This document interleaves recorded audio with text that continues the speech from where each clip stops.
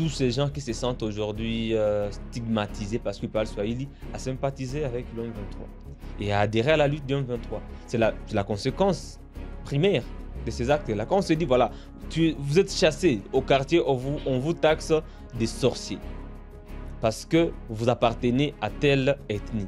Alors qu'il y a une colline à côté où il n'y a que des gens de votre ethnie. Qu'est-ce que vous allez faire? Vous irez là-bas, là où on va bien vous traiter. Et quand ces gens-là vont venir s'attaquer à ceux qui ont chassé tous ceux qui sont traités de sorciers, ils seront en masse, ils seront nombreux parce que le village est déjà divisé. Il y a déjà deux camps. On ne voudrait pas aujourd'hui qu'il y ait des camps en RDC, qui est les camps des Swahiliphones supposés soutenir le 23 et un camp de Lingalaphones, je ne sais pas, ou de Tilou, comment les qualifier, qui sont contre. C'est pas ça. Décryptage sur Kivu Morning Post, toujours la vérité. Mesdames, Messieurs, bonjour. La situation de mon pays me préoccupe. Aujourd'hui, nous allons parler de toutes les questions d'actualité depuis la journée d'hier jusqu'à ce matin. Je suis avec Jospin qui m'accompagne toujours. Jospin, bonjour et bienvenue. Bonjour Blaise, bonjour à tous nos téléspectateurs qui nous suivent de partout à travers le monde. Le premier intérêt des internautes, c'est de savoir aujourd'hui c'est quoi l'évolution de la situation sécuritaire. Hier, il y a eu des affrontements à Lubero et également dans la partie Sud Kivu où Kamanyola est tombé entre les mains du 1-23. Oui, Camagnola est passé sous le contrôle du 1-23 depuis hier. D'autres villages du territoire de Walungu aussi avant-hier le soir. Le 1-23 est en train de maintenir le contrôle dans le sud Kivu, maintenir son contrôle dans le sud Kivu. Après le territoire des Calais, des Kabaré, la ville de Bukavu, sur la province, aujourd'hui c'est Walungu qui est dans le viseur du 1-23. Et quand on parle du territoire de Walungu, on voit déjà l'autre territoire voisin, c'est le territoire d'Ouvira. Parce qu'aujourd'hui, Kamanyola, c'est déjà le début de la plaine de la Ruzizi. Et là, ça montre que le 1-23 veut foncer jusque, pourquoi pas, à Baraka, parce que ça craint. La société civile, d'ailleurs, des Fizi a alerté sur cette inquiétude. Malheureusement, il y a des combats qui opposent le Ouazalène et le FARDC dans cette région. Le FARDC, le Ouazalendo, ça s'attaque également des fausses informations. Ici, nous sommes une chaîne de référence, quand même, il faut donner cette précision. Des chaînes aujourd'hui qui travaillent sous une manipulation qu'on ne sait pas décrire parlent de Biamungu qui est mort sur les lignes de front. Ça, c'est une fausse information. Aucune communication, aucune source ne confirme ça. L'ancien colonel au sein des FARDC, aujourd'hui général-major au sein du 1-23, est bel et bien vivant. Nous avons recoupé toutes nos sources depuis Bukavu parce qu'en temps de guerre, une autre arme, c'est la mauvaise information, les fake news, qui peut aussi tuer cette arme-là. Il faut dire que nous ne gagnons rien quand même en disant que quelqu'un est mort pendant qu'il n'est pas mort. S'il est mort, on va dire qu'il est mort. Le gouverneur du Nord Kivu, qui était bien aimé par des populations de sa province, était décédé. Et on l'avait dit. On ne peut pas dire qu'il n'est pas décédé pour plaire à une certaine opinion alors qu'il est décédé. Mais quand quelqu'un n'est pas décédé, pourquoi dire qu'il est décédé? Il n'est pas décédé. C'est lui qui a pris, bien sûr, Bukavu.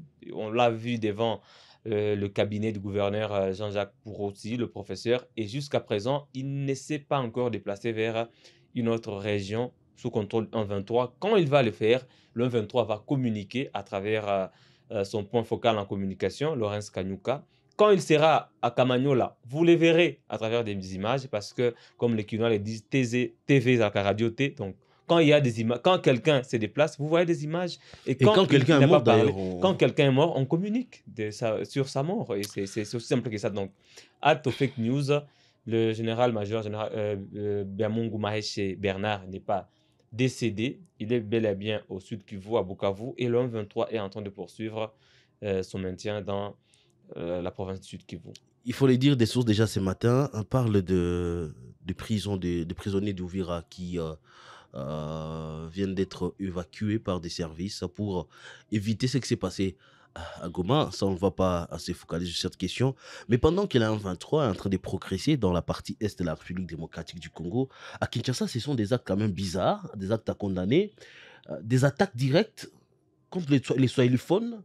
Les Kinois pensent que ce sont les Swahiliphones qui permettent au M23 de progresser. C'est quand même une attitude qu'il faut décourager. D'ailleurs, moi, je n'aime pas beaucoup ces identifiants-là, quinoa, je ne sais pas, katangé, kassaïen.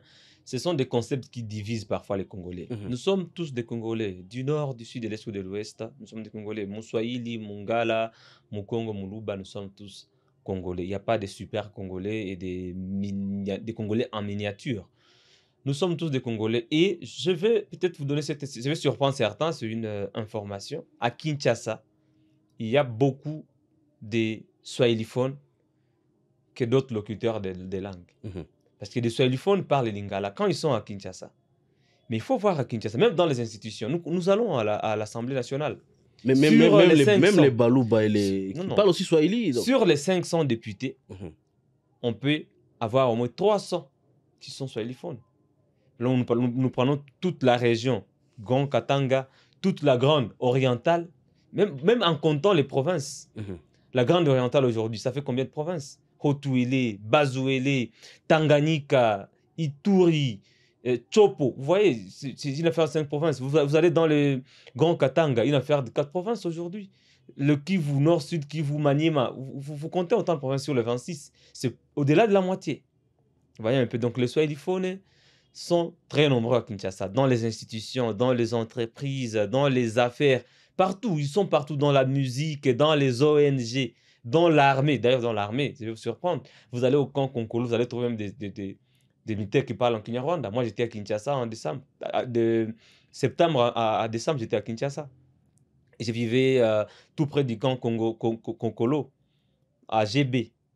Moi, j'ai vu des swahiliphones, non seulement des swahiliphones, mais même des rwandophones dans les camps. Des militaires venus du nord Kivu, du sud Kivu, mais qui vivent, qui sont cantonnés Et là-bas. ce n'est pas une infraction. Ils parlaient librement. Moi, je le voyais parler. Et ce n'est pas une Lorsqu'il entendait infraction. parler, c'était Le pas Swahili, c'est quand même une langue infraction. nationale. C'est une langue nationale qui est parlée un peu partout. Donc aujourd'hui, identifier le M23 au swahiliphone, c'est une erreur.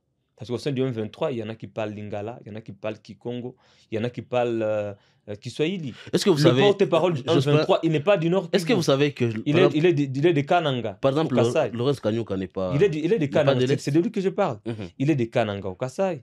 Willy Ngoma, c'est toujours réclamé du Congo central. Mhm. Je ne sais pas trop vérifier parce que quand quelqu'un est congolais, moi, ses origines ethniques ne m'intéressent toujours pas. Et je pense que ce ne sont pas tous les compatriotes de Kinshasa qui sont swahiliphobes, peut-être je peux le dire comme ça. Ce ne sont pas tous les compatriotes de Kinshasa parce que Vital Kamerhe est aussi quinois. Quinois, c'est-à-dire quoi? C'est l'habitant de Kinshasa. Mhm. Vital Kamerhe est quinois. Sama Lukonde qui est Moussoaïdi, il est quinois. Bati Lukwebo qui est Moussoaïdi, il est quinois.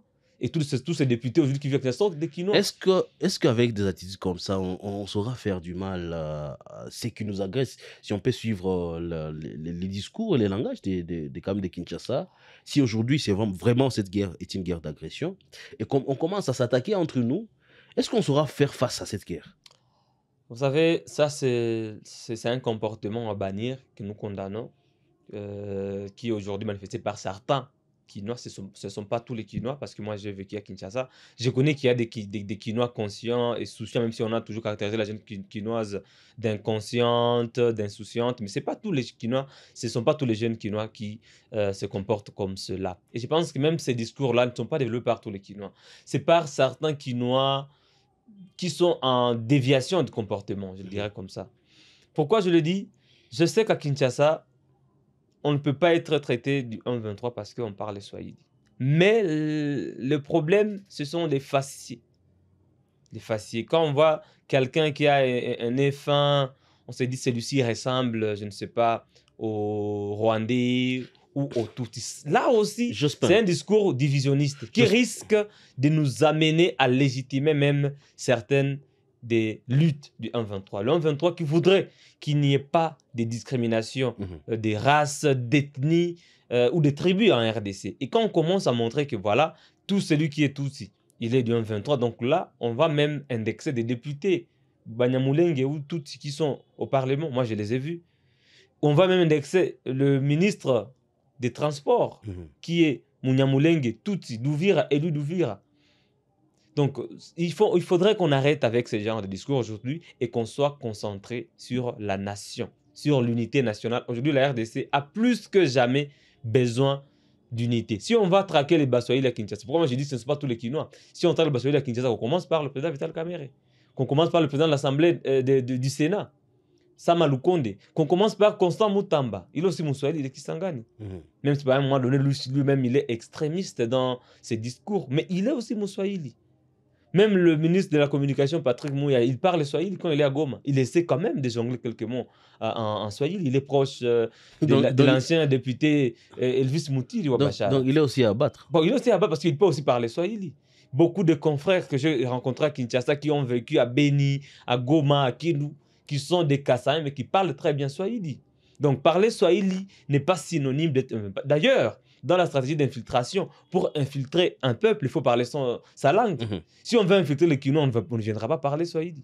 On viendra parler Lingala. Si on veut infiltrer Goma, on ne viendra pas en parlant Lingala. On viendra en parlant Kiswahili. Donc il faudrait que les gens soient un peu intelligents et se dépassent quand même. Est-ce qu'il y a des conséquences qui peuvent surgir face à cette guerre que nous sommes en train de vivre? Les conséquences, c'est d'amener d'abord tous ces gens qui se sentent aujourd'hui stigmatisés parce qu'ils parlent Swahili à sympathiser avec le M23 et à adhérer à la lutte du M23. C'est la conséquence primaire de ces actes-là. Quand on se dit, voilà, vous êtes chassés au quartier, on vous taxe des sorciers parce que vous appartenez à telle ethnie. Alors qu'il y a une colline à côté où il n'y a que des gens de votre ethnie. Qu'est-ce que vous allez faire? Vous irez là-bas, là où on va bien vous traiter. Et quand ces gens-là vont venir s'attaquer à ceux qui ont chassé tous ceux qui sont traités de sorciers, ils seront en masse, ils seront nombreux parce que le village est déjà divisé. Il y a déjà 2 camps. On ne voudrait pas aujourd'hui qu'il y ait des camps. En RDC, qu'il y ait les camps des Swahiliphones supposés soutenir le 23 et un camp de Lingalaphones, je ne sais pas où, de Tilou, comment les qualifier, qui sont contre. C'est pas ça. Il y a des Lingalaphones qui sont pour la lutte du M23 et des Swahiliphones qui sont contre la lutte du M23. Il y a des Rwandais qui sont au Rwanda mais qui sont contre le positionnement diplomatique de Kigali et de Paul Kagame. C'est comme il y a des Congolais qui ne sont pas d'accord avec la politique de gestion et de leadership de Félix Tshisekedi. Parce que les gens pensent que tout Congolais doit être d'accord avec l'UDPS, d'accord avec tout ce qui se passe au pays. Non, on peut être Congolais et s'opposer au régime, tout comme on peut être Rwandais et s'opposer au régime de Kigali. Par là, je voulais dire que tous les Swahiliphones ne sont pas du M23. Au sein du M23, il y a des Baluba, des Bakongo et même des tribus, des ethnies de la forêt tropicale. Donc, partout, ils sont là. Et ça dépend maintenant de l'idéologie, de la lutte. Si on se retrouve dans la lutte, on adhère. Si on ne se retrouve pas, on se dit, moi, je suis contre, on est contre. Mais cela n'est pas allié à une langue. Surtout que le Swahili, aujourd'hui, on risque d'abattre même des non-congolais à Kinshasa. Parce que les Swahili parlent par combien de langues? Je vais rappeler à certains peut-être amis qui sont à Kinshasa. Le Rwanda, le Burundi, la Tanzanie, le Kenya, l'Ouganda, la RDC, la Zambie, l'Érythrée, le Soudan du Sud. C'est une affaire de 9 pays. Donc si on se dit à Kinshasa, tous les hommes d'affaires qui sont Kenyans, des Ougandais, on va le parce qu'ils parlent Swahili, mais ça sera un carnage dans la capitale. On évite cela, on a besoin d'unité nationale, on a besoin de rester un seul peuple, indivisible, pour faire face à toutes les velléités d'agression extérieure. Merci beaucoup, Jospin. Et je vais inviter ici les acteurs politiques parce que vous appelez acteurs politiques parce que vous avez de l'influence sur les peuples, sur la communauté. C'est maintenant ou jamais. Faites de messages pour éviter le pire à ces pays. Le pays a besoin de l'unité nationale, surtout en cette période. Merci parce que vous allez le faire. Merci de continuer à suivre Kivu Morning Post. Messieurs, dames, d'ici là, portez-vous bien.